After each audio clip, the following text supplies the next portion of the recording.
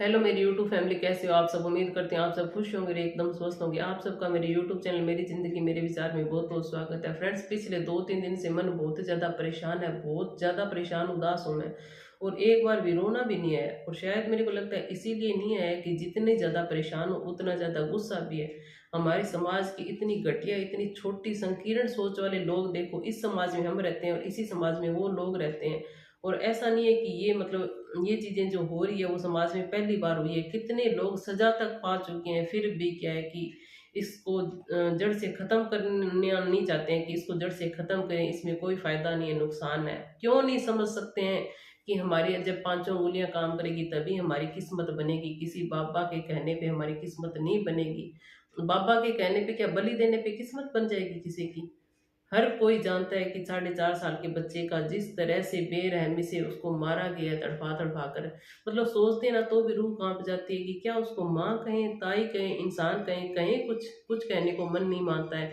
बिल्कुल भी हाथ नहीं कांपे इतना करते हुए, कुछ तो सोच लेते। बिल्कुल इतना बड़ा कांड कर दिया। पर ये नहीं है कि हमारे समाज में शुरुआत इतने बड़े से नहीं होती है, छोटे स्तर पर होती है। और हमारे घरों में भी देखें ना तो ये चीज़ है। तो थोड़ा सा हिम्मत करके उनको ख़त्म करने की कोशिश करो। एक बार क्या है कि अगर आप उसमें धंसते चले जाओगे तो इतने धंस जाओगे, इतने धंस जाओगे, पता ही नहीं चलेगा। छोटा सा उदाहरण देती हूँ कि जब मैं एग्ज़ाम वगैरह देने जाती थी ना, पेपर वगैरह, तो आपको मैं बताती हूँ, सरकारी स्कूलों में पढ़ाई हुई है, सिंपल सी पढ़ाई हुई थी, और छोटी उम्र में शादी होगी, बच्चे होंगे, उसके बाद भी पढ़ाई जारी। और घर मतलब ऐसी सोच थी ससुराल में कि फॉर्म भर दिया है तो इसका रिजल्ट क्लियर ही होना चाहिए, हर हाल में इसका पेपर पास होना चाहिए। और पास नहीं हुआ है तो वहाँ से डोरा करवा लो, वहाँ से ये करवा लो, वो करवा लो। पर हमें तो पता है ना कि हम किस तरह मेहनत कर रहे हैं, किस लेवल की पढ़ाई की, और कब जाके एग्ज़ाम क्लियर होते हैं। सरकारी नौकरी इतनी भी आसान नहीं होती है। और अगर वही बात है कि किसी के डोरे या बाबा के कहने पे अगर हमारी नौकरी लग जाए तो फिर तो सारी दुनिया सरकारी नौकरी में हो। हमारे वजह से ज़्यादा पैसे वाले बहुत बैठे हैं बाबाओं को भी पैसे देने के लिए।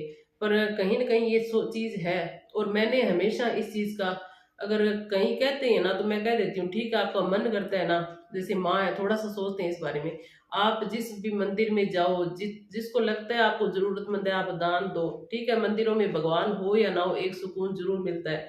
और यही वजह है कि हम हर घर में हम मंदिर बनाते हैं कि 2 मिनट हम अपने कुछ बुरा करें तो थोड़ा सोचें। वहां बैठेंगे तो जरूर सोचेंगे, गलत करेंगे तो हम बुरा ना करें, थोड़ा अच्छे बुरे का अपने क्या है कि हम कर्मों का हिसाब वहां पे बैठ के कर सकें, थोड़ा 2 मिनट सुकून के बिता सकें। तो मंदिरों में कुछ तो शांति मिलती है। और मानो तो कण कण में भगवान है, ना मानो तो कहीं भी नहीं है। और इन चीज़ों को अगर हम शुरुआत में ही ख़त्म कर देते हैं ना तो कुछ नहीं जाता। और बाद में धीरे धीरे क्या है कि अगर हम इनको मानने लग जाते हैं तो चाहे पढ़ा लिखा हो चाहे अनपढ़ हो, हम इसमें इतने ज़्यादा धंस जाते हैं कि हमें वो ही सही लगता है। और शायद इसको ही हम अंधविश्वास कहते हैं कि कोई भी हो फिर आंखें बंद करके इस पे विश्वास करता है। और मेरे एक गुरु की कही हुई बात, जब मैं बीएड करती थी तो हमारे सर होते थे, उन्होंने बताई है, वो बात मेरे रह रह कर याद आ रही है कि अगर मानो तो भगवान कण कण में है, ना मानो तो भगवान कहीं भी नहीं है। फिर भी देखो जो साधु संत महात्मा है वो क्या करते हैं कि सप्ताह वगैरह करते हैं, पाठ करते हैं, कथा करते हैं, और लोग उनको ऊंचे हो होकर झुक झुक कर देखते हैं। तो क्या आपको लगता है कि वो जो साधु संत महात्मा है वो भगवान से मिले हुए हैं? ये सच है कि संसार में भगवान से कोई नहीं मिला हुआ। फिर भी हम उनको ऊंचे होकर क्यों देखते हैं? क्योंकि उनकी वाणी में दम है। और अगर आप किसी भी समाज के किसी भी हिस्से को, समाज में किसी को भी कुछ बताना चाहते हो ना, तो सबसे पहले आपको अच्छा वक्ता होना जरूरी है। अगर आपको बोलना आता है तो आप किसी के दिमाग में अच्छा बुरा कुछ भी डालने की ताकत रखते हो। और वही बात है कि जो साधु संत महात्मा है वो पढ़कर जो चीजें संसार में है, रामायण है, महाभारत है, गीता है, कुछ भी चीजें हैं, हर धर्म के अपने अपने ग्रंथ हैं, तो वो पढ़कर अगर वो साधु संत महात्मा ज्ञान ले सकते हैं तो हम भी ले सकते हैं। और सबसे बड़ा ज्ञान है वो तो यही है कि अच्छे कर्म करो तो शायद किस्मत भी आपकी बुरी कितनी हो वो भी अच्छी हो जाएगी। और अगर अच्छे कर्म ही नहीं करोगे तो ऐसे कर्म करोगे और आप सोचोगे कि हमारे पास सुपर पावर आ जाए, कहाँ से आ जाएगी। हालांकि जस वाला जो कांड हुआ है वो तो बहुत ही ज्यादा निर्ममता से किया गया है और बहुत ज्यादा गलत हुआ है। पर फिर भी कहूंगी कि इसकी जड़ें ना समाज के लगभग हमारे है अंदर। और उस चीज़ को बिल्कुल भी प्लीज़ ख़त्म करो। ऐसा नहीं है कि हम ख़त्म करना चाहें तो ख़त्म नहीं हो सकती, सती प्रथा भी तो ख़त्म हुई है, तो ये क्यों नहीं होगा। आज उस माँ पर, उस परिवार पर क्या लगता है, मेरे को लगता है पूरे गाँव पर भी क्या गुज़र रही होगी कि उस महिला ने माँ, ममता, सहानुभूति, दया ऐसे शब्द क्या उसने सुने पड़े ही नहीं है क्या कि उसने इतना कुछ कर दिया।